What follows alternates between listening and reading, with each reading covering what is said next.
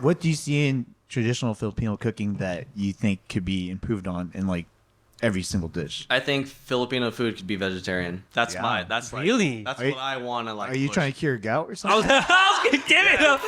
Welcome back to the show, guys. I'm Mario. And I'm Peter. And we're Guys That Listen. On today's show, we got the best chef that I know. Ooh. The only chef that I know.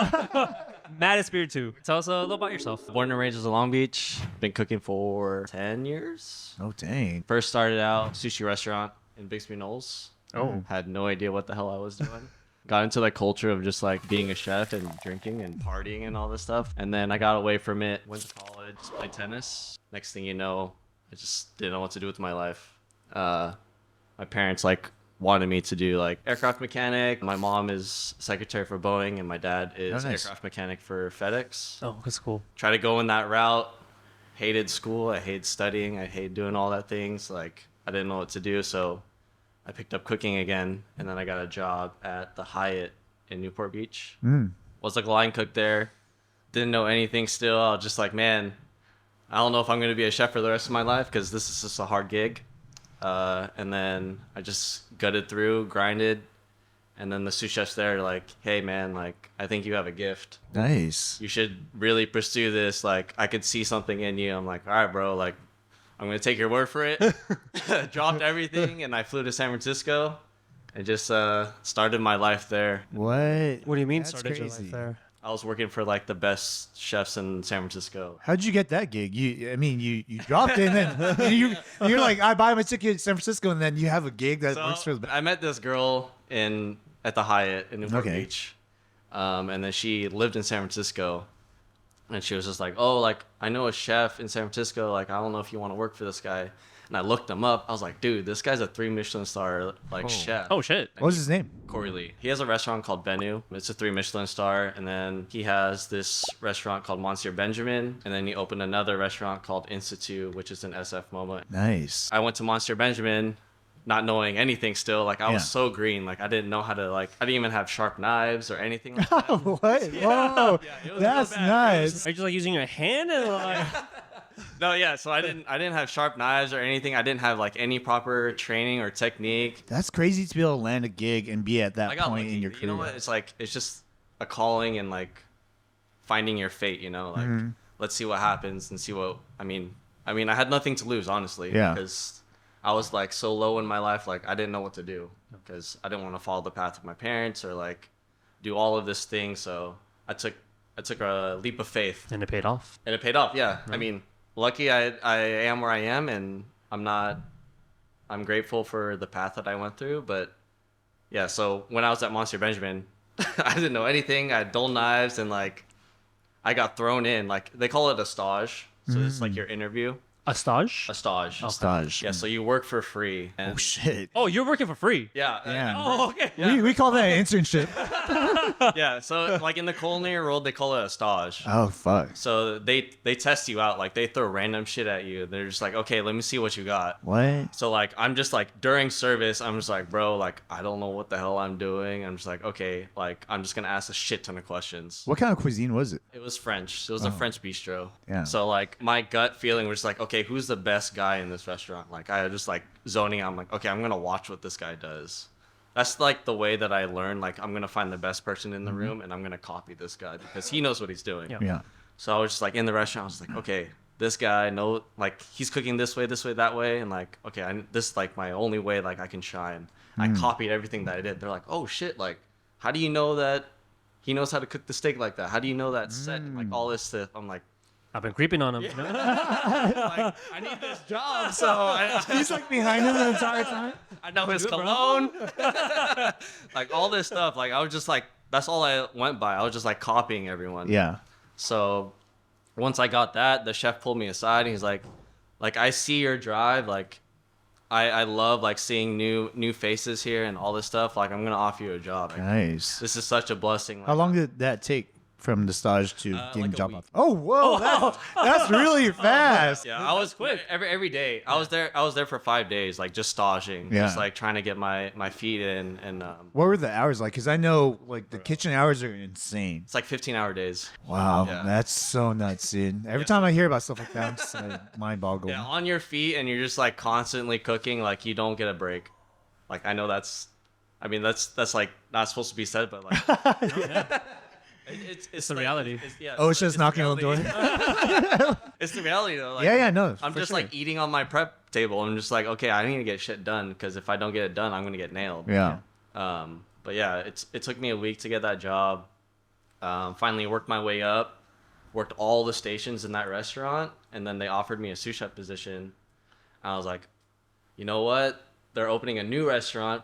Corey's opening a new restaurant in SF MoMA called Institute, and they work with like, so the concept of that restaurant, Michelin stars.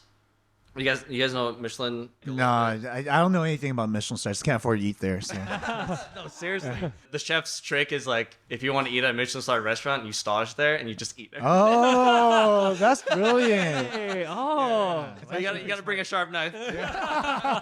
The concept of that restaurant is basically like a museum for food. Oh, So that's pretty cool. All the Michelin star restaurants like around the world would send their recipes to us, and we would mimic their dishes. That is a cool concept. So they don't have someone come in. No, you just get. the chefs comes in. Oh, they come in and make sure it's done Yeah, correctly. yeah. Oh So shit, they that's give crazy. they give us demos of like all their like famous dishes. So like for instance, the French Laundry.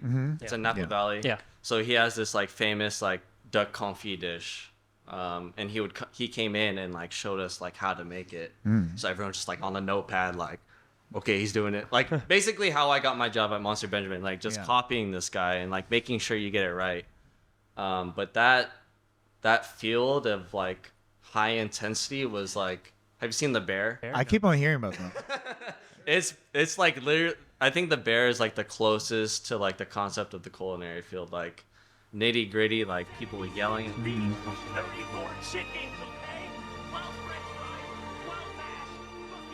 But like you kind of understand because these aren't your recipes. Yeah. You gotta get it like down to the gram of salt. That's crazy. Like people like we weigh everything in grams, so like it needs to be exactly accurate, or like the sous chef will taste it and be like, throw this shit away. Like you need to remake this. I was actually gonna ask about Yeah. that because it's like your parent, at least like my mom's recipes. When I ask her stuff, it's like, oh, a little bit of this, a pinch of this, just like here. I'm like, Exactly. How do you measure? She's like, oh, you just taste it. You taste it, right? You just taste it. I'm like, but how much, Mom? How much? So it's not like that at all. No. I mean, like home cooking, I call that like vibration cooking. Yeah. So like whatever you feel, Yeah, right? Like yeah. Oh. that's like home cooking, but like for restaurant standpoint, like everything is weighed out. So you have a blueprint basically. Exactly. So we have all these recipes, everything's in grams, and it tells you how to make it. And then, I don't know, the sous chef tastes it, and if it's right, if it's wrong. How do you mess something up that has such intricate details? You know what I mean? Down to the gram of things. Okay, but you have put in perspective of like, I'm doing so much prep work, and I have like 20 different tasks I need to work on. Oh, the multitasking. Multitasking. Also, like think about IKEA furniture. They give you a whole fucking instruction booklet how to do it. You're still gonna fuck it up. But most of the time, 5 of the tools I need are missing, though. No, but it's true. Like, but there are times where like the restaurant field is so cutthroat that people will sabotage you. What? I've heard about shit like I thought that. it'd be like Ratatouille and like, I wish I found a rat that can cook for me. It's more like that Bradley Cooper film where he's trying to get the Michelin star. Yeah. Oh yeah, they like put a people Yeah. put like a whole handful of salt sometimes in your sauces. what? Wait, what do you mean? What? Hold on. Is this The dark side. The dark side of The dark side. We've talked about the dark side of dentistry. Now it's the dark side of culinary. Yeah. No, it's just like make sure you're on your toes. You're constantly tasting and all these things. Like sometimes they'll just put like two different two of the same sauces, and they'll hide one, and they'll Wow. like season one like heavy with salt. Walk by and just like. Yeah, and just like- see if you're paying attention. Oh shit! They're like the cops, dude. Like bringing evidence. Like that's fucking crazy. Who will? Like your competition or your bosses? Like sous chefs or sometimes line cooks that don't like you. Yeah. Like they'll try to fuck you up. So what's a common like argument that people get in the kitchen because you guys work with each other so much. You guys see each other all the Yeah, time. yeah. Like, what causes like a rift? You know, like why would like a line chef not like It's a you? competition, Oh. honestly. Because like if you're working for the best chef in the world, you're just like, I want this position. Like I want to get higher. Like I want to be as close as I can to this person. That's crazy. It's more like an obsession, you know. So it's kind of dog eat dog. It is. Oh wow. At some Don't eat some dog. places. Yeah, don't eat dog. I learned a lot from that place, but it was to the point where like I was kind of going psychotic. Like What were your hours like? that was like 18-hour days. Shit. What the hell? So okay, can you with 18-hour days? Can you my schedule? Yeah. Explain your schedule. Okay, there's two different shifts. The morning shift, they start at like 4 a.m.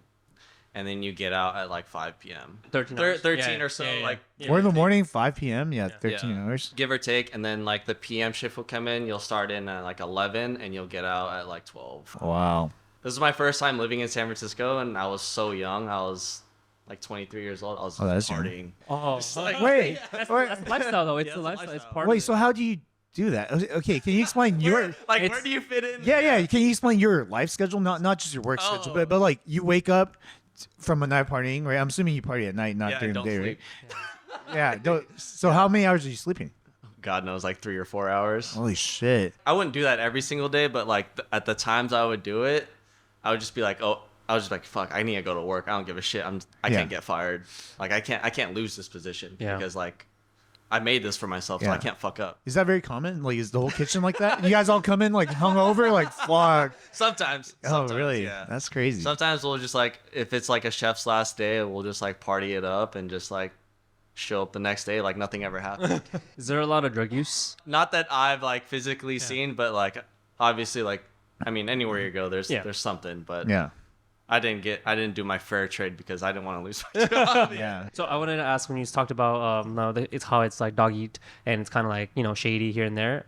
Have you had a personal experience with that? When I was training on one of the stations, I was fucking up a lot. Like, my sous chef pulled me aside and he was just like, dude, like, if you're gonna fuck me up, I'm gonna fuck you up. Wow. Like, I don't know if you want to die or not, but like, Whoa. because like, there's like a hierarchy of like line cooks to sous chef and then to executive chef. So the sous chefs are in charge of the line cooks, and the sous chef could only talk to the executive chef. Like line cooks aren't allowed to talk to the executive chef, Wow. Oh, So how? just to keep the communication. Yeah. How does that work? So the executive chef, I'm assuming there's only one. There's a chef de cuisine, Okay. so the person that owns the restaurant, and then the executive chef that like runs the line, does service and like all these things. But they could also both like be creating the menu. And how many sous chefs are there usually? At the place that I was at, there was like,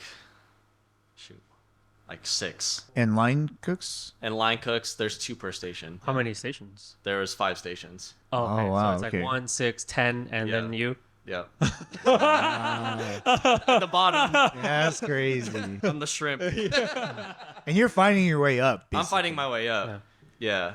So- Because like I'm like the new guy in, and everyone's like, "Who the fuck is this cat?" Like trying to come in here and like. Can you feel that from the moment you walk through the door? You do. It's just like, all right, does this guy have it or not? Yeah. Because like everyone has the same goal. Like, let's get this Michelin star. Like, let's put out good food. Like, we're not gonna have some random ass guy come in here and just like fuck up our shit. Can you explain how Michelin stars are gained? So the first star is based off of food. So if you get 1 star, that means like your food is on point. Second star is service. So the whole experience and ambiance of the front of the house and back of the house is doing well. And then the third star is just like, why should we travel internationally to come to your restaurant? Like, you're globally recognized by Yeah. everyone. Like, you have 3 stars, and that's like the hardest shit to get. That sounds crazy. And then the guy that I was working for, his restaurant Bennu had 3 stars. And then the one I did work at Institute, they got 1 star. But they closed down because the lease was up. So And because you left, right?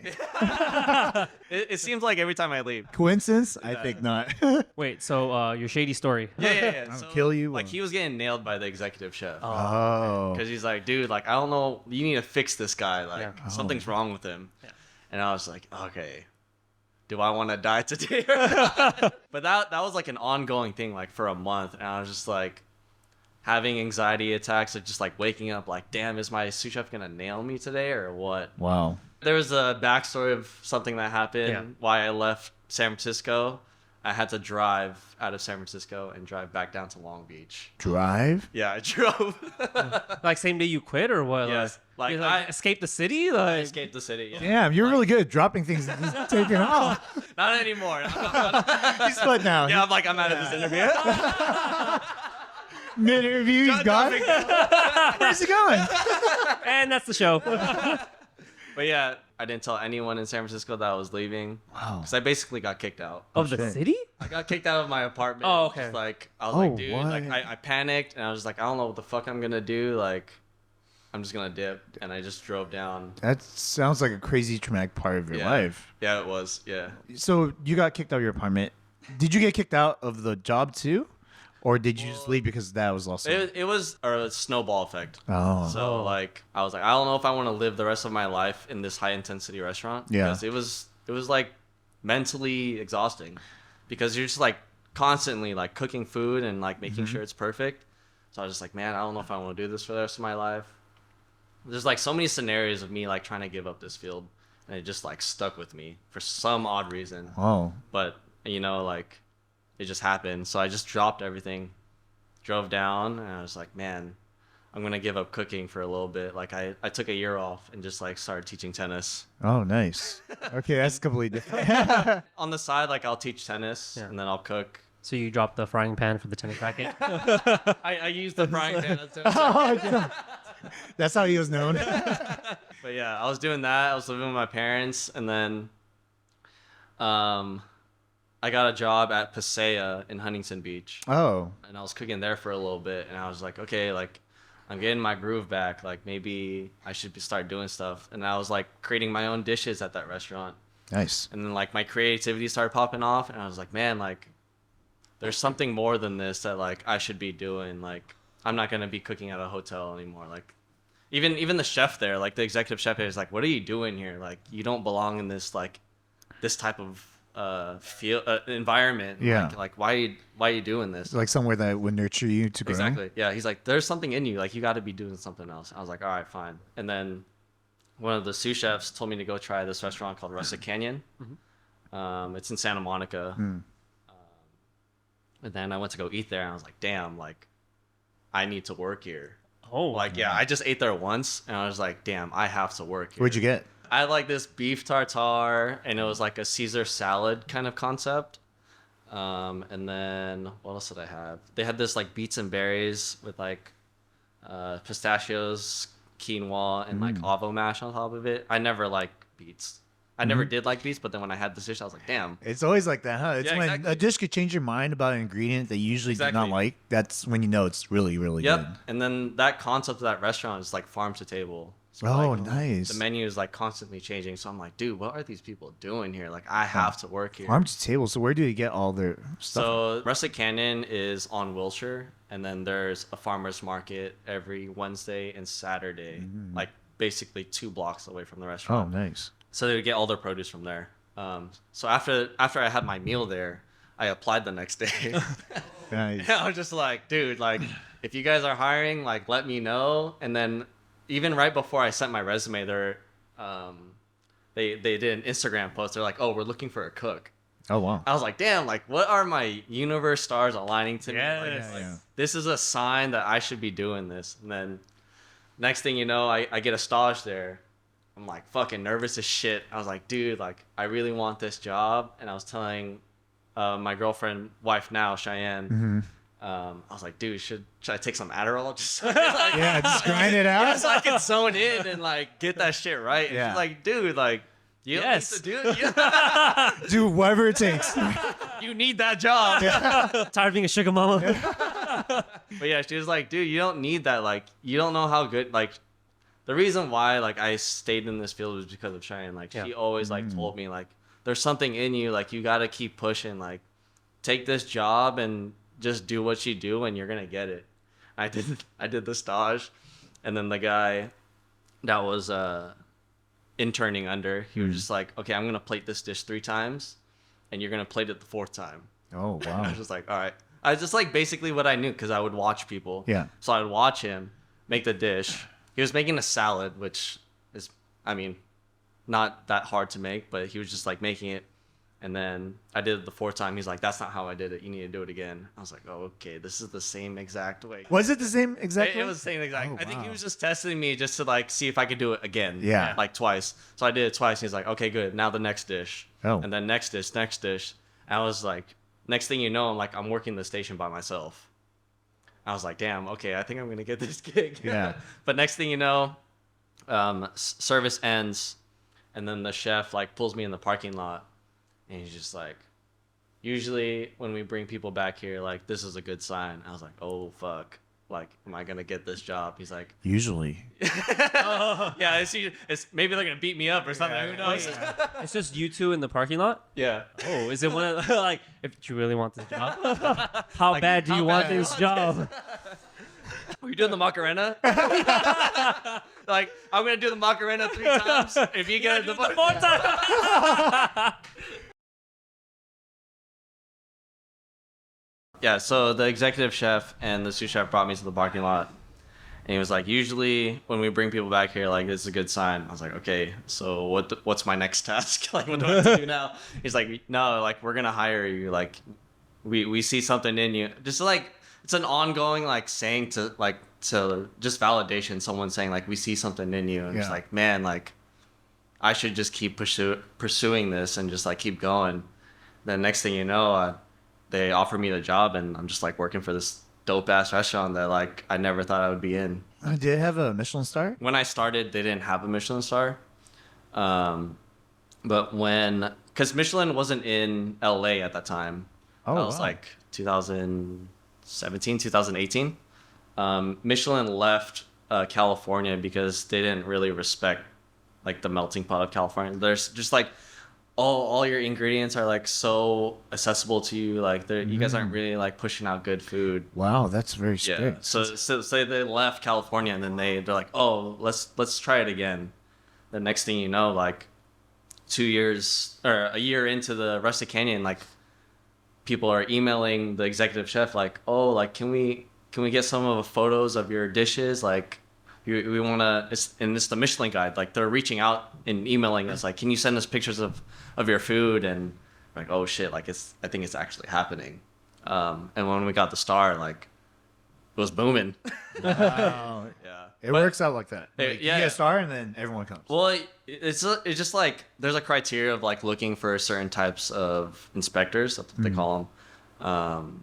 It's usually a single individual just ordering each section of so they'll get an appetizer, an entree, and a dessert. And usually it's just in that, and they'll get like one cocktail or something. And it's like, okay, this needs to get rallied to the kitchen. Like, we think this is an inspector. Like, make sure your shit is right. So they don't tell you when they're coming in. No, they don't tell you, and they come like 8 or 10 times just to make sure like it's spot on, like it Consistent. tastes the same. Yeah, and it could be like 10 different people. So you always have to be on point. Exactly. So that's why like the pressure of like trying to get that star is like labor intensive and like mentally intensive. It's just like, dude, like everything needs to be on point. Is there like a specific like description of this person, or just what they order? 'Cause I'm about to go to this restaurant messed up. I'm about to get the best service of my life right now. Little trick. Yeah. Bring a notepad Oh shit! Okay. and just like once in a while take pictures, and then people.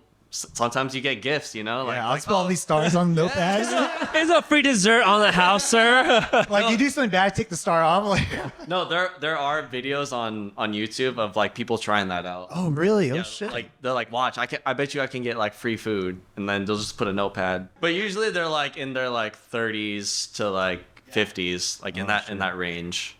But like it's like a secrecy. Like no one is supposed to know you're part of Michelin Guide. yeah. Like I don't know, it's like the FBI or something. Yeah. So how did you go from working at this place, Rustic Canyon, right? Yeah. Getting the Michelin star, and then you made this jump to being on Chopped. After we got that star, we started getting more recognition, and then I just got a random ass DM like on my Instagram, and they're just like, "Hey, like we love what you do. Like I'm part of the hiring agency for Food Network." And I was just like, "What the fuck is this? Like, this can't be real. Like this has to be a spam." And I showed it to Cheyenne. And she's like, what do you have to lose? Just like see what happens. And they're like, all right. Next thing you know, I'm doing like 3 interviews in. They're just like asking about my story and like all these things. I have a feeling like Food Network loves like a great story because it's like reality TV. Yeah. So I talked about my mom a lot and how the struggles of, because she has ALS and dementia. Oh. Yeah. So she's not doing well right now. So Sorry. not that they use that as like fuel, but they love hearing those stories. Yeah. Of course. So then next thing you know, they're like, okay, like we're gonna fly down to Rustic Canyon and like film a intro for you. And I'm just like, what the fuck? This is like really happening, dude. It's crazy. Yeah, we do the whole set, and like I bring my mom and my wife with me. That's awesome. Yeah, it was really like I've never had like cameras like follow me everywhere I go, and Do you have to clear that with the restaurant? Like, yeah, so I had to get it approved. Well, first, like even way before that, like I brought it up to my executive chef. I was like, hey, Food Network is reaching out to me. Like, what do you think about this? He's like, dude, I'm not gonna like pause you from your dreams, and like this is such a great opportunity for you. But yeah, like go for it and see what happens. All the line chefs and sous chefs are like, fuck this guy. Who does he think he is? No, that's why like I fell in love with that restaurant. It was a total 180. Oh, wow. Like of a culture. Like Rustic Canyon, like what they're known for is just like the culture, and like everyone is friends, and like everyone's always asking for ideas. Like, oh, what do you think about this dish? Yada yada yada. But yeah, my executive chef was just like, man, like I'm not gonna stop you from your dreams. Like just go for it and see what happens. That's awesome. We do all the filming and all this stuff, and then next thing you know, I have my flight to Tennessee. Tennessee. Why is it in Tennessee? Discovery Plus is over there. Oh, okay. And I guess Discovery Plus owns Food Network. Oh. So it's filmed in Nashville. But yeah, it was probably the most intense thing I've done in like my cooking. That's awesome. Can you explain what Chopped is like as a show? So Chopped is, I guess there's 4 cooks, but mine was a tournament. Oh, okay. So you get a mystery basket, and then it's like you have 3 judges, and the judges just put random ass shit in there. You have 3 rounds. You have the appetizer, entree, and dessert round. So each round you get eliminated, and if you make it to the finals, you win the prize. But yeah, they just put random ass shit in each. Do they give you like a premise for each item? Like, oh, here's a bunch of ingredients. Make Thai food out of it. It's like real shit. Have you seen Chopped? I've seen it once. I think I've seen it once. Yeah. So you open the basket, but like there's different takes. So that's the only time you get to find out like what's inside of it. Yeah. So I'm just like, monkfish liver. What the fuck am I gonna do with this? Like they give you like licorice, like random ass shit. Licorice. Yeah. And then they're like, okay, we'll give you 5 minutes to think of a dish, Yeah. and then you can start shopping. Shopping. What? They have a full like pantry of Oh, like okay. all these items, like vegetables and all this stuff, just to like create a dish like with all your. Oh, so those items are communal. It's accessible for everyone that's on the group. Everyone has their own basket. Yeah. But you have to use each ingredient that's inside of the basket Yeah. and like highlight it. Does everyone get the same ingredients? Everyone gets the same Okay. ingredients. What did you get? And like, what was your first thoughts? Dude, honestly, like I blacked out, and I have no idea. Like I can't remember. Really? Yeah. It was like so intense because it's literally just like 30 minutes of cooking, and you're just like on your feet. I honestly don't remember like some of the dishes that I made right now that when I think about it, but I use the scenario of me just like, hey, I'm cooking for my friends. That's like what I played it as. If you try to do shit like out of the box in that competition, that's like more trial for error. Yeah. Because like course. you just gotta do what you know, and that like pushed me through like to get to the. So I was in a tournament, and there's 16 chefs, and each round like all the winners get to go into the finals, and I lost in the very last. Yeah, I was like semi-finalist. Oh, nice. Yeah, I was 16. Damn, that's Yeah. really close. So it started off with how many? 16 chefs. And then you got to semifinals. So was that like a second round? So all the winners of the 4 chefs. Yeah. Went to the finals. Oh, okay. Yeah, so we did our own rounds again. Oh. I had to do like 2 appetizers, 2 entrees, 2 desserts, like twice, and that was like a week-long shoot. Like, Dude, that's so crazy. it was so intense. Like, you had to get a COVID test every single morning, and Oh, just wow. like you can't leave. I was like, how am I supposed to explore Nashville? I've never been here before. I couldn't believe how far I got because I don't know shit about desserts. One of the secret basket ingredients, they gave me like peanut butter and a pork chop, and I was just like, all right, I need to go to my roots. So I did like this dish called kare kare, which is like a peanut curry sauce. Yeah. So I just like used peanut butter and like all this stuff. And then when the judges tried it, they're like, what the hell is this? Like, this is Really? Yeah. Wow. They were really impressed. They're like, damn, like, I love like how you bring culture into your food. Like, we can definitely taste like the love into this food. I'm like, damn, like, I'm putting Filipino food on the map. Yes. Yeah, nice. That's always like been my goal of like the way I cook. Like, I try to like influence Filipino cuisine because I feel like it's overshadowed sometimes because I mean right now like Filipinos is making its mark, which is very cool because they're getting a lot of recognition now.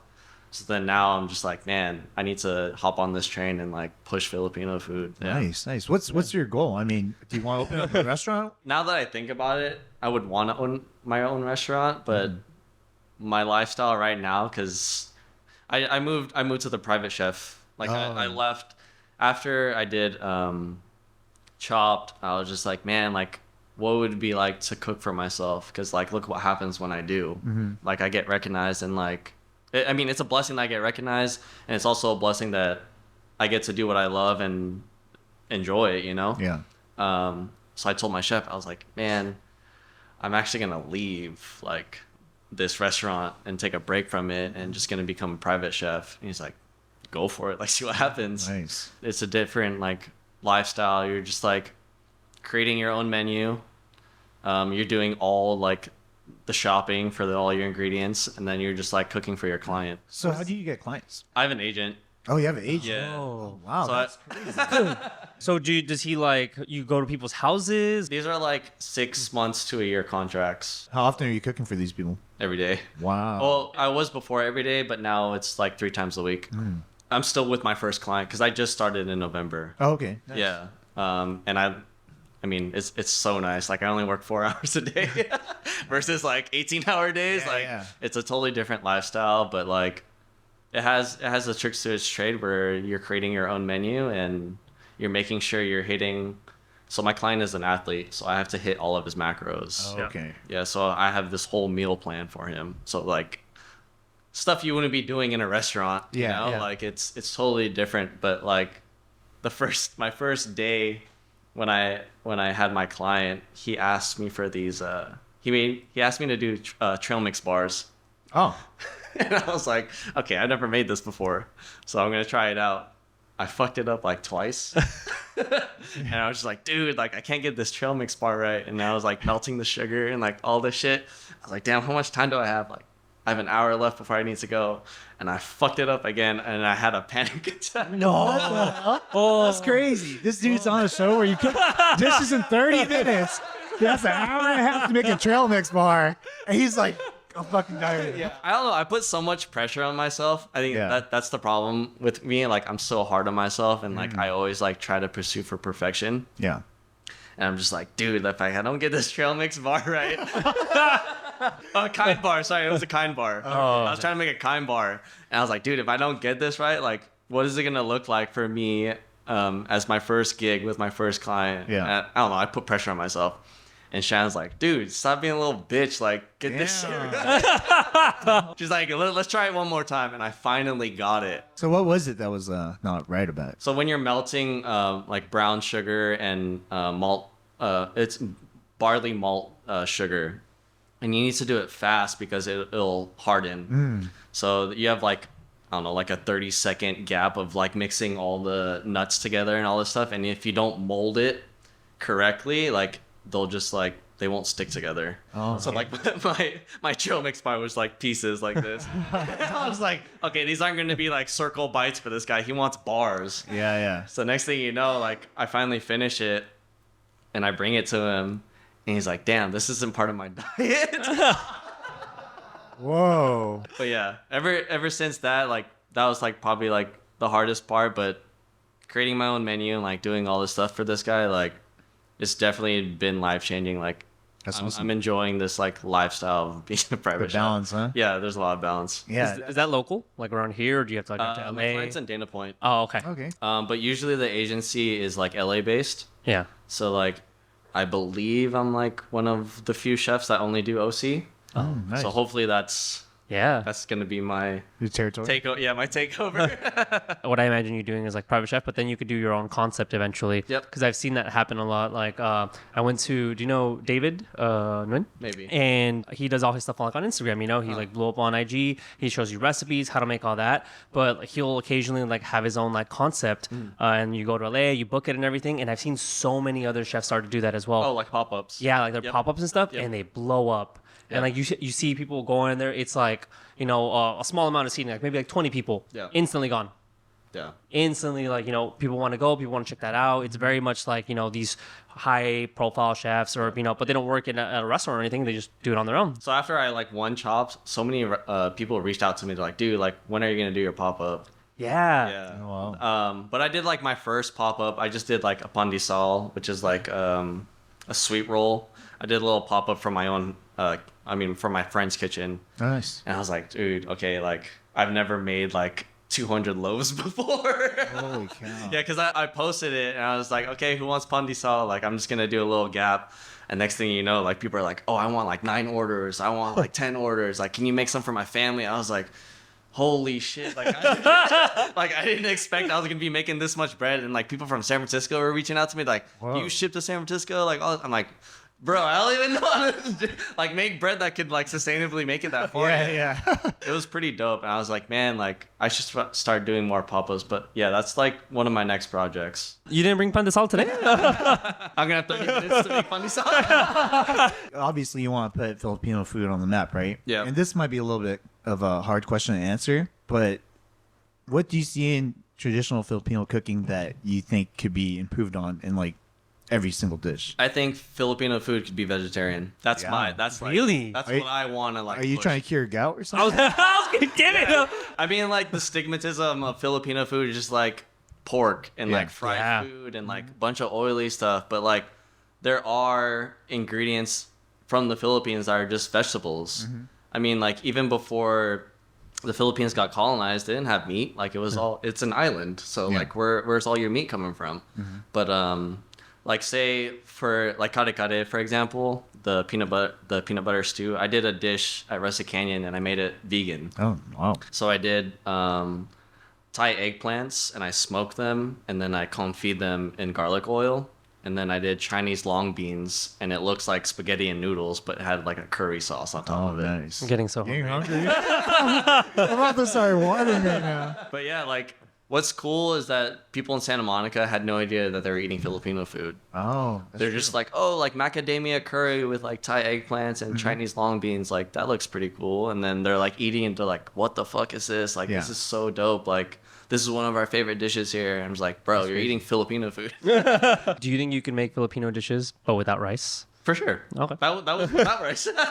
Every Filipino always tells me like they need to eat rice with like every meal. That's one of my goals is just to like push vegetables in Filipino food because the healthy way of eating is really important. Do you usually have to divulge what's in the food if you do a pop up? Because imagine if you did a pop up and it's all like vegan Filipino food, but you don't tell them that it's vegan. I think you should advertise that, but I mean, usually people say like, "Oh, this is gonna be a vegan pop-up." Yeah. Imagine showing up like, "Damn, I'm gonna eat some Filipino." Yeah, you know, they're like, I don't eat some pork. That's not pork at all. I wonder if people would just be like completely pissed off because obviously there's a stigmatism about being a vegan and Yeah. eating meat. People are like, "What the fuck? Just eat meat," stuff Yep. like that. Or you're being malnourished if you don't eat like Exactly. proteins or meats. I mean, Yeah.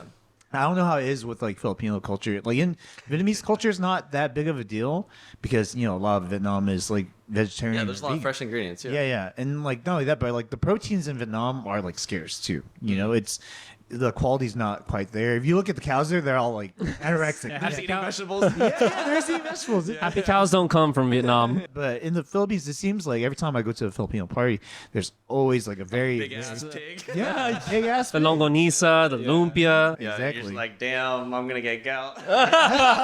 But is that common in a Filipino like household and be like, what? No meat? What's wrong with you? Like, Yeah, you should- traditional Filipinos are like they stick to what they know. So if they see something different, they're just like, "What the hell are you doing to Filipino Oh. food?"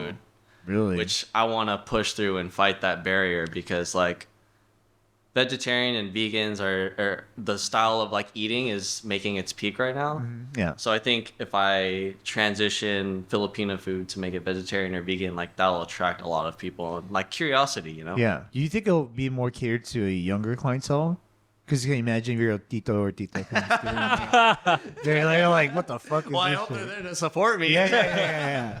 Honestly, I don't know what kind of clientele that I want. I just want people to like taste good food. Yeah. I mean, that's all important to me. Like, if I know my food tastes good, and that's all that matters, and see what happens and like see where it goes. Because you know, there's some people, like certain clientels, they're very specific and they like nitpick at every little Yep. detail. And like, this too salty. They seem a little bit more sophisticated than they really are. And there's some people who just like, they just enjoy very comfort food, right? Soul food. And there's like, this just tastes good. And I'm just like happy with Yeah. the way this tastes. You hear more negative comments than you do positive comments. Oh, shit. Sometimes it's just like you just got to ignore that.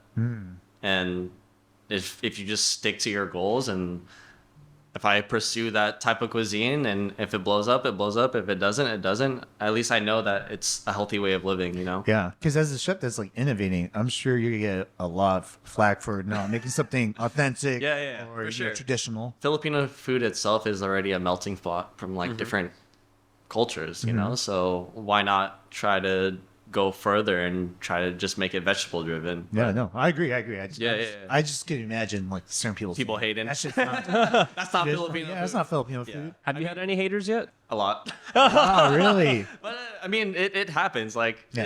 it's the trick to the trade. Like I'm not gonna listen to those people. Like they're not making the food. That's just an opinion, you know. Like Yeah. I'm not gonna take. I'm gonna take it with a grain of salt and and throw it back at them. You know. Have you seen that the skit with Key and Peele where it's like, nobody should be eating your food here because your food belongs in worldwide restaurants, just not in this world. They do that on Chop. It's Oh, like- really? It's like, wow, this is terrible. Really good. Terribly good. So now that you're a private chef and everything, you know, you get those 4 hours, you're done with your day. How much of your cooking time goes into feeding Cheyenne? Ooh. That's gotta be the perk, right? Right? You know what's hard is like if you cook for a living, you don't want to do it when you get. Yeah. That's what I hear. He's like- he's so easy to make, right? You're like, honey, I'm home. Here's some Taco Bell. No, not like that. Not- but like on the weekends, I'll cook for Cheyenne. Yeah. Like I'll cook breakfast for her. But it's like, even though I should be in the mood to cook all the time, it's just like it's hard when I'm doing it for the like first half of my day. Like when I come home, like I don't want to cook. Yeah, that balance must be really hard. Yeah. I'm just talking about balance. Like, how difficult was it to date when you're working like 15, 16, 17 hours That a was day? just my life. I wouldn't see any of my friends, and just like I'll just be cooking. So how'd you end up like with Cheyenne? Like, how's that work? I matched with Cheyenne on Bumble. Oh, damn. It's a Bumble hero story. Oh. I was swiping while I was cooking. He's playing a different kind of dessert. You know? I got 30 minutes. What was on your bio? I was a chef. I was a chef, and then I was a tennis instructor. Oh, damn. It is weird because Cheyenne and I weren't looking for anything. Mm. So when I first met her, it was at 143. Oh, nice. I matched with her on Bumble, right? And then I went to 143 with one of my homies. I was like, wait a second. I think I matched with that girl on Bumble. And he's like, wait, that's my homegirl. Let me go introduce you. I was like, oh shit. All right, here we go. And then he brings me to her, and I was like, hey, what's up? My name is Matt. And she's like, hi, I'm Cheyenne. I'm like, I don't know if you recognize me, but we matched on Bumble. And she's like, no, we didn't. Holy shit. And then next thing you know, I get a message from her the next day. She's like, oh yeah, we did match on Bumble. Like, my bad. So apparently, before she went to 143, she had like 2 different phones. Like, she was transitioning to a new phone. So her old phone had Bumble on it, and her new phone didn't. And she's like, I'm just gonna go out. I'm gonna go have fun. Like, I'm not gonna bring my Bumble phone. Wait, so she had one phone specifically for Bumble? No, it was her old. It was her old. I know. When she told me, I was like, wait a second. It's like drug dealers with burner phones. People who are chronic daters, Bumble phones. She was like, I'm not gonna talk to any boys this night. Like all this stuff. Like I'm gonna leave my phones and just like have a good time. And then I show up Little did she know. Wait, so did you guys even connect then? that night. Yeah, like really No, connect. no, like Just it an was, introduction. it was literally like, no, I didn't match with you. See you later. I left. Oh, wow. I was like, okay, I don't know if I'm gonna see this girl again. And then next thing you know, she messages me, and then we just start talking. And then I ask her out. I fit her in before I went to work, and I guess like she hated that. It's like, oh, you're gonna fit me in your schedule to come have lunch with me, and then you're gonna go to work after. I was like, do you know my lifestyle? Yeah. Like, I'm a chef. Like, I don't have time really. I'm assuming she's never dated a chef before, or anyone who works in a kitchen like Not that. a good chef. If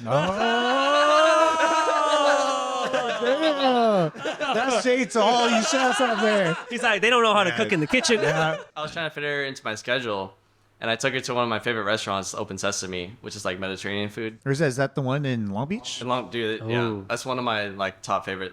That's like where Cheyenne and I like. Fell in love. Yeah. I Oh, wow. not fell in love. That's like our meet and greet. So Oh, like nice. we went there, and then next thing you know, we just started talking, and then next thing you know, I'm like, damn, like maybe this is not going to be a dating thing. Like maybe I really want to date that. Like Be serious. be serious with this girl. And it took me almost a year until I asked her out. Whoa, do you mean? whoa, really? Yeah, A year? We weren't nothing serious. Like I had at that time, like that's when I left San Francisco and like I dropped everything. I was just like, bro, like I'm not gonna get in a serious relationship. Oh, okay. Like I had plans to go to France and just like backpack and just cook my shit out.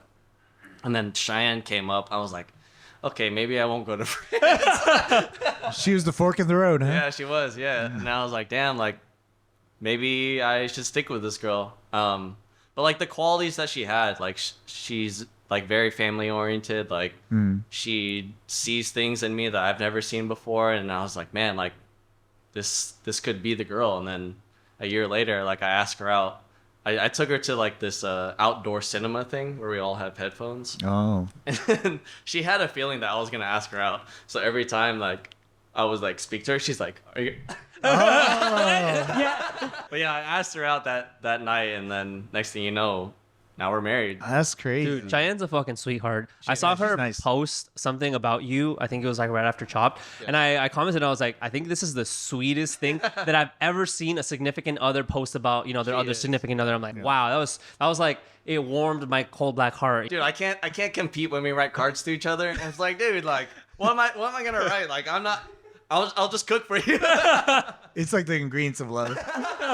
So this whole time, it took a year for you to ask her out. Yeah. At what point did it start to become like, kind of serious? Did you like, were you guys seeing other people at the same time? Was it like, because you said it wasn't serious at first. Like, Yeah, at what point was it we were like, both like we're trying to like I don't want to do anything serious, but yeah, we weren't seeing each other because like I was so busy. yeah, Man, when did it change? yeah. Just like you get this feeling where like, damn, like I want to introduce this girl to my parents. Oh, that's how you know. And then when my parents met her, they're like, damn, like who is this girl? Like she's so awesome. Like she always checks on us. She's always like at our family events and all these things. Well, I mean, if you bring a girl or your significant other to a family thing, it's like a huge thing. Like, Yeah, oh, it's serious. You're gonna marry this girl, huh, aren't you? Especially when they saw she was Filipino, they're like, oh, you gotta marry. Yeah. That was just like the moment. I was like, man, I'm gonna ask you to be my girlfriend then. That's kind of crazy though. A year is a long time to not be anything I was being a serious. fuckboy, that's why. Because I'm sure in her mind, she was probably like, She okay, was- when? Yeah. Even when I asked her to be my girlfriend, after that, she was like, when are you gonna marry me? When, Wait, when did how- you know? How quickly after that? We went through another year and then we moved in together. Yeah. Oh, okay. And then she was just like, okay, when are you gonna propose to me? Like I don't move in. I've never moved in with a guy before. Like this already means like we're gonna get married. Filipinos moving quick. Just like sending me like hints, like when the engagement hints. Stuff, like The noodle emailing. soup. Will you marry? My ring size.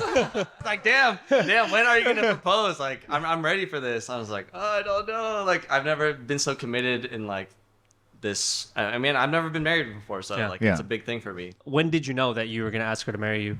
Like, was there a specific event? Was it, just built up from all the hints? Honestly, COVID.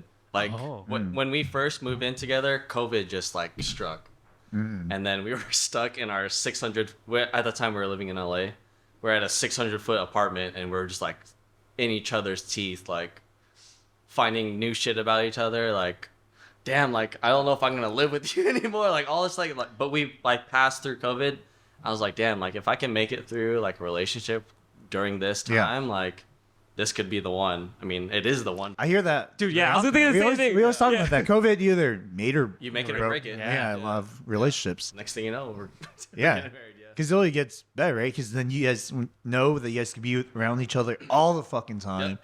And now it's like, okay, well, now you have your own lives and still could be together and like share this life together Yeah. when you're off of work. Well, it's also too like I've never had a healthy relationship. How many relationships have you been in? Cheyenne is like my fourth, but she's my second serious one. Okay. It takes a lot for me to claim someone. I don't know why. Yeah, I agree. It took a while to like understand like, oh, like this is a healthy relationship. Like we talk about our problems. We're always like transparent, like what bugs the shit out of you, what doesn't, and like why do you feel this way, all this stuff. But like I've never experienced that before. Like communication. Yeah. I mean, that's just like a huge thing. Was there a specific topic that came up and you're like, oh shit? And then it came, yeah, and then it came completely different. What I had in my past relationship was very toxic of like always checking up on me, like where are you, all this stuff, like Controlling? controlling and like attachment. Yeah. Oh, attachment okay. issues. I felt like I always had to tell Cheyenne that. And she was like, it's okay, like you can go have fun, Oh. do all your stuff. And sometimes when she would ask me where I was, like sometimes it would trigger me and like I would just like Wow. react versus respond, you know. And then we would talk about that, like why is that triggering you, like Yeah. all these things. But What do you think you learned the most from her? to believe in myself, honestly.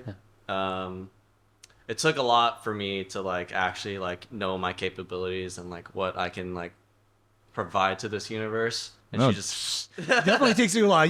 All I heard was validation for the last like hour, and you're like, Yeah. she taught me to believe in myself. Like all these chefs who told you, like, yeah, I see something in you, Yeah. and it took her to like make you really believe. exactly. No, like through that whole route of me like becoming a chef, like she has always told me like she's like my number one fan. Like you're the best. Like you need to tell yourself like you're a bad bitch. That's what she, You're the shit. Yeah. like during Chop, like every single morning she'd be like, "You're the bad bitch. Like go show those fools like why you're so great and like all Yeah. these things." Like I don't know. Like I've always had like self-doubt and like I'm always hard on myself, but she's always the one like telling me like, "What are you fussing about? Like you know your talent. Like you're gonna be hot shit and like all this stuff." But I think that's what makes a great life partner. You know? Like, Yeah.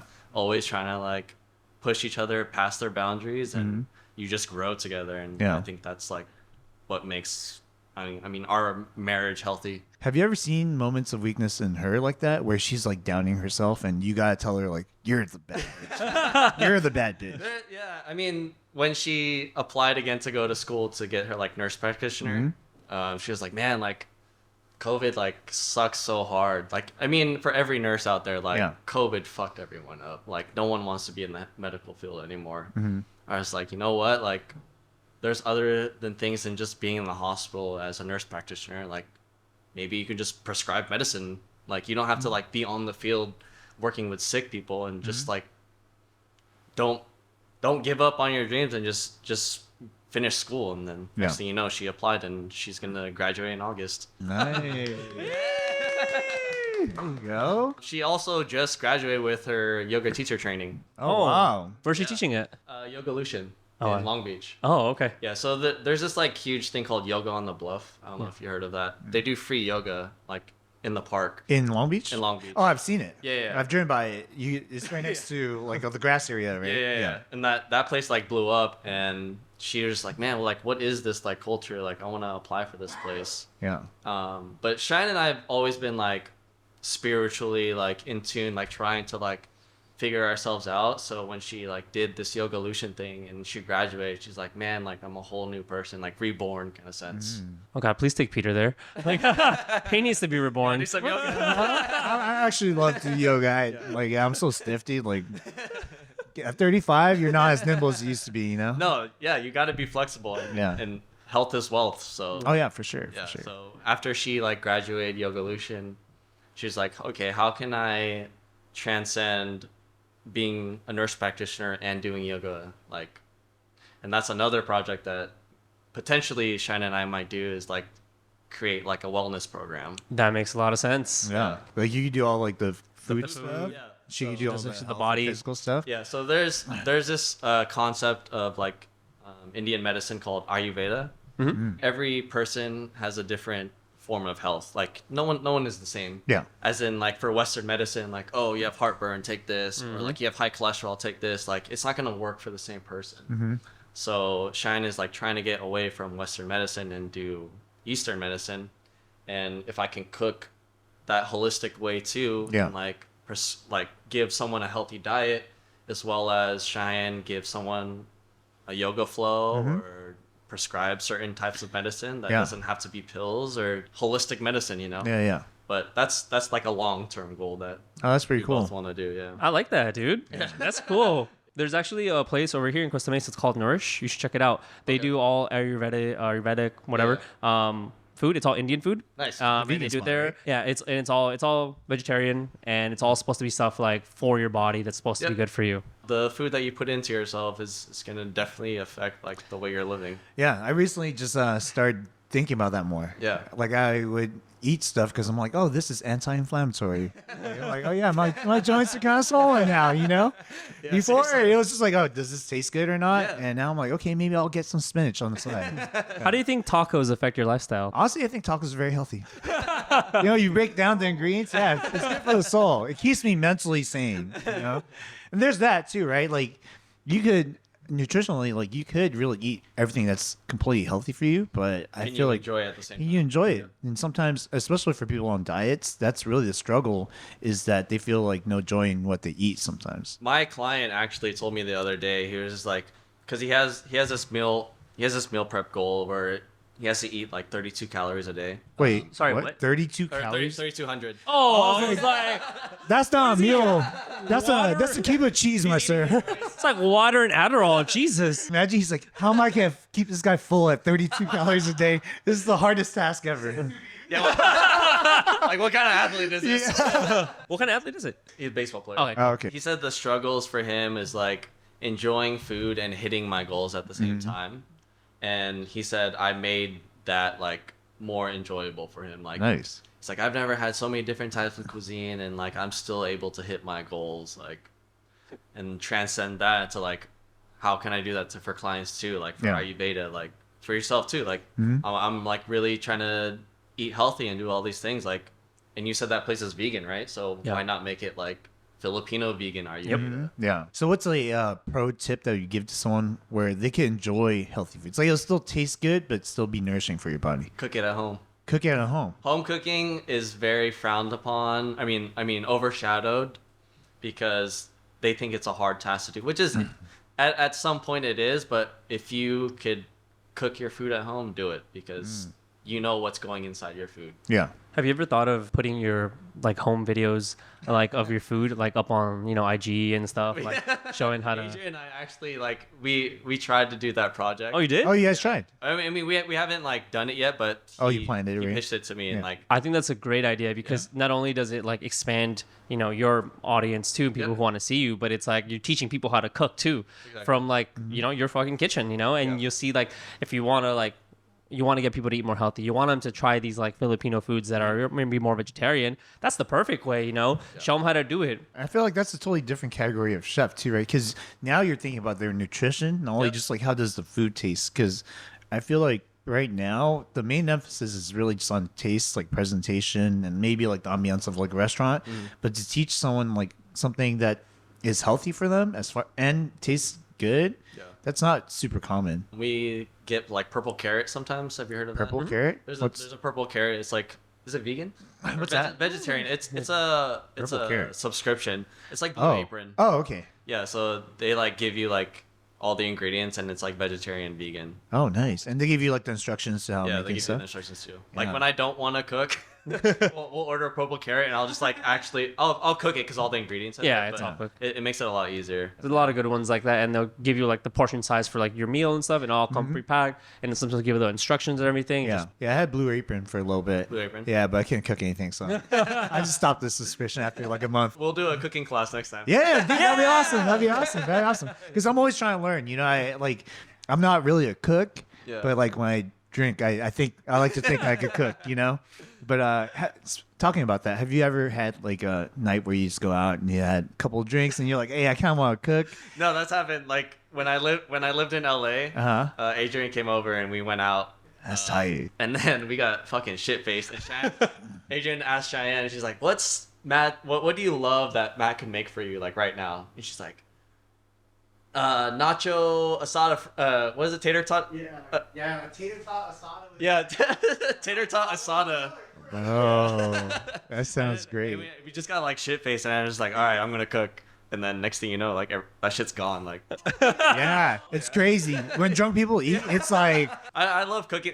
Cooking drunk is pretty fun too, because Yeah. you get a lot. Especially, I mean, when you're holding a knife, it's kind of scary. But yeah. But you just feel creative, right? I started throwing all this shit in there. One time I threw orange juice on my eggs. People were like, "What the fuck?" I don't even know if it tasted good because I was kind of drunk. But Yeah. things like that. It's so interesting to me. I watch a show on Vice. It's called Chef's Night Out by yeah, Munchies, and I love that. Because they go out, they eat at all these restaurants, they drink all night, Yep. and they end up back at their own restaurant and they cook for like the whole fucking restaurant. Dude, imagine like 5 people that already know how to like cook well, Yeah. and they're all shit faced, and you're just like, That's probably so crazy. why don't we just make that a show?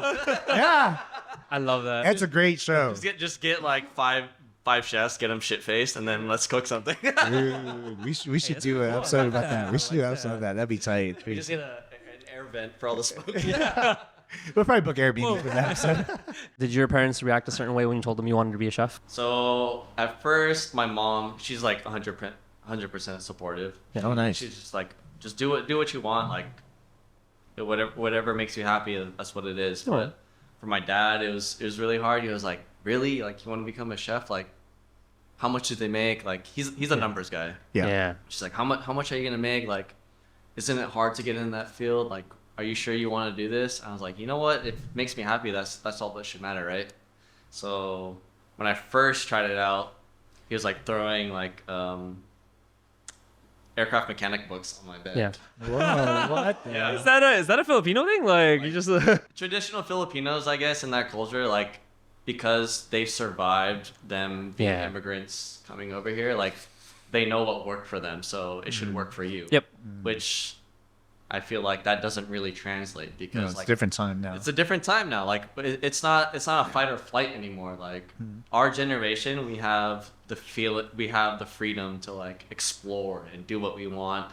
And I'm grateful that I have my parents that I can lean back on, because if chefing didn't work out, like I could always go back. But at least for my parents, like if it didn't work for them, they got to go back to the Philippines, Yeah. or something like that flight or flight. But my dad didn't really translate that to me. He was just like, like I know what's best for you and you should be doing this and yada yada yada. So I was like, fuck that, I'm gonna go become a chef. It made you want to do it even more, right? It took him a while for him to like realize like, oh, my son is actually, it took him until I got Chopped. I was gonna say, Yeah.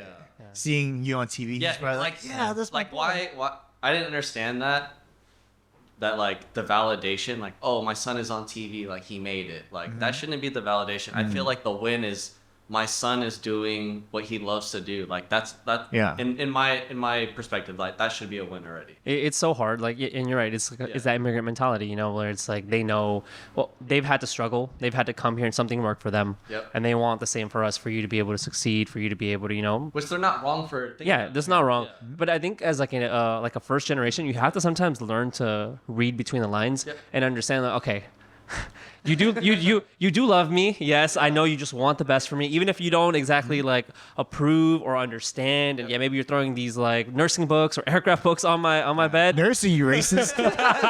You never said that. But at the end of the day, yeah, they want the best for you because they love you. Even if they might not understand now, they will one day. My journey, like me becoming a chef, I was like looking for validation from my dad. Like, Yeah. hey, like I made it to this restaurant. I'm at a Michelin Star restaurant. He was like, I don't know what Michelin is. I was like, That's so hard too. Where it's like, yeah, and like he's never eaten at that restaurant. yeah, Yeah. So I was like, okay, like I thought this is a successful part of my life. And then I told him, when I gave him the news that I was gonna go be on Chopped, he was just like, isn't that a hard show? And I was like, yeah, it is, but aren't you gonna be like things I wanted to hear, I didn't Yeah. hear. Yeah. Which it's not my fault because I can't control his reactions. So I take it with a grain of salt. That like anything that he says to me, I'm not gonna like take it personal. Yeah, or take it like, to heart. Yeah, it is what it is. Me and Peter talk about this a lot actually, where it's like, you know, the immigrant dad Yeah. like role and figure and stuff, and like I know what you mean about like you're not seeking for that approval exactly by getting on TV, but it does feel nice to get it. Like I've had my dad tell me like, you know, at a certain time he told me he was proud of me, and I was like, wow, like, you know, it hit me really hard, and I was like, I didn't know that I needed this. Like I didn't know that I was like kind of like waiting for this for like so long. I'm still telling waiting. You want me to be your dad? No, that's for another episode, right? I seen how like immigrant dads have a harder time being emotional, like opening up, being vulnerable, 100%. and you see it, and I understand it because you see it in this like way of like society forces you as a man to like you have to be strong, you have to be the caretaker. Crying or being vulnerable is seen kind of as weakness, and you don't want to show that. And it's a lot more impactful like on the generation before us, you know, especially if you've come from like a third world country. It's totally different, you know. But I've seen it like when immigrant dads get dogs or when they have daughters and stuff, because you have there's this outlet of love that you have to be like, you can't yell at your dog like you yell at your kids, you know. You're forced to like give this side and like of love and like emotion that you're not normally allowed to, and then they like love these dogs, or like you know, you see there, it's like, no, we're not getting a dog, and then you see the video and it's like the dad with their like baby ass thing, you know. Or like for my dad, like he got a lot softer when my sister was born, because you can't yell at a girl the same way you yell at like a boy, you know. No. And it makes him a lot different. But like, you know, I see it and I get it. Do you think, you know, you said your dad became more accepting when you were on Chopped or on TV? Yeah.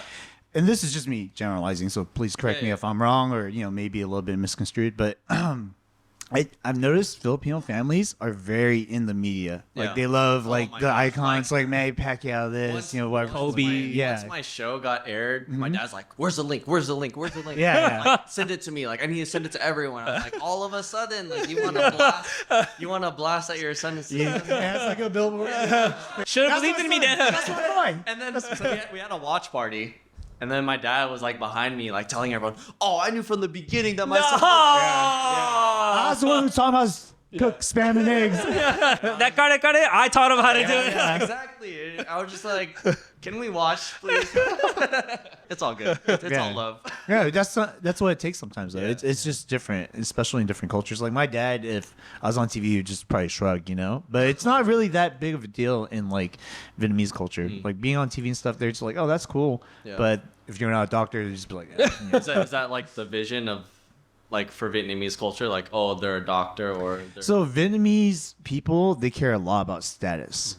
So, you know, even if you own your own business and make a lot of money, they'll just be like, all right, well, you're not a doctor or a lawyer, you know, or engineer. Like, they care more about those things where they could brag about, like, how smart and accomplished you are in those tasks versus, like, oh, like, if you're happy with your life. Wow. You know, yeah, it's a little different. So, like, even if you're, let's say you, that's why pursuing a creative, like, career for Asian or Vietnamese people, it's really difficult because they just don't see the value in it. Like, okay, you're a musician, you make music, like, that's cool, you know, or you're an artist, you make art, like, that's cool, whatever. But are you saving people's lives? You know what I mean? Yeah. It's a little bit more difficult, but I see that because I see how Filipino families like encourage like a lot of media and how much they're like almost like obsessive. Yeah, you know what I they mean? love Like TV. they love TV. They look in like. These are the icons of the Philippines, and so proud. You know, Filipino people, I feel like, if anything, are one of the most proudest people. Like, you go to like a Pacquiao fight, dude. Like, holy shit, man! I'm somehow related to him. Yeah. He's my second, third cousin remove. Dude, it gets tense. I remember watching Mayweather and Pacquiao, and I was like, damn, Pacquiao might, you know, lose. And as he's like getting beat, right, everyone's like, man, he's just going easy on Mayweather. Like, all of my Filipino friends are just like, no, you don't even know he's about to come back right now. I'm just like, shit.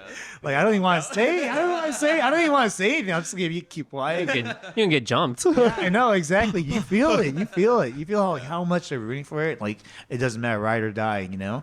But that's definitely something that's more prominent whenever I'm around like Filipino families. Yeah, they're very prideful. Yeah, very passionate too. Yep. Hey guys, welcome back to Lightning Round, where we ask our guests some rapid fire questions and they have to answer on time or drink. Yeah. Matt, are you ready? Let's do this. 1, 2, 3. Favorite color?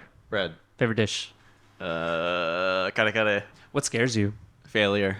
What are you most proud of? Myself. What goal do you have for this year? To be patient. Do you have a fetish? Cleanliness. Whoa. Damn, you're such a clean girl. Talk to me clean. If there was one dish that you could eat before you died, what would it be? Kare. Your favorite thing about Cheyenne? Cheyenne. Wow, damn. Getting brownie points up nice. Favorite song? Right now, love language. If you weren't a chef, what would you be? I don't know, tennis instructor. Has Cheyenne started giving you hints about kids yet? Oh, since the beginning. We're trying. That's a different kind of cooking. What was your original dream of what you wanted to be? A tennis player. If there's one thing you could let the audience know, something, a life lesson of yours, what would it be? Don't give up, honestly.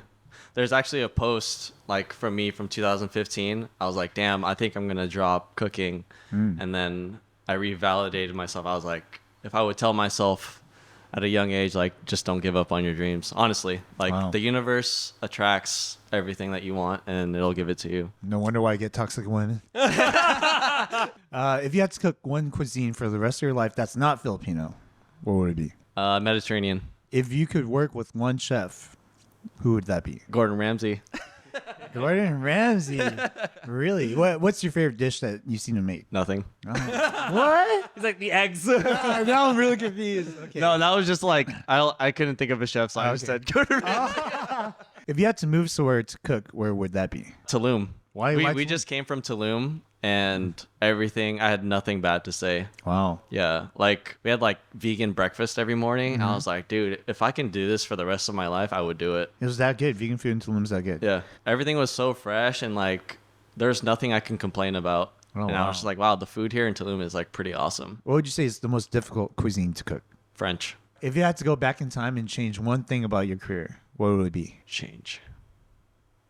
Drink. There's nothing I would change because it made who I am. So Yeah. Okay. there's nothing I would change. What is the most toxic thing in a kitchen as far as culture goes? I think masculinity, like, Really? yeah, there's a lot of egos, but Rusty Canyon doesn't have that. Oh, that's nice. Nothing negative to say about wrestling. Nice.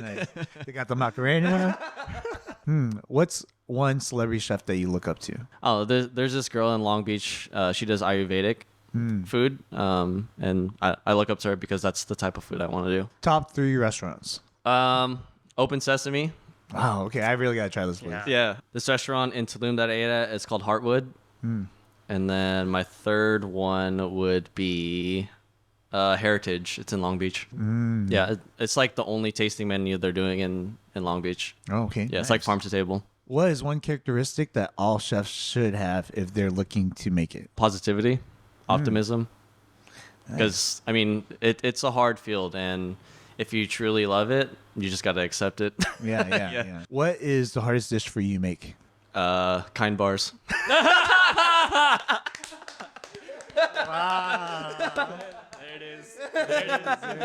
All right, guys, that concludes our lightning round. I want to say thank you to our amazing guest, Chef Matt. Thank you.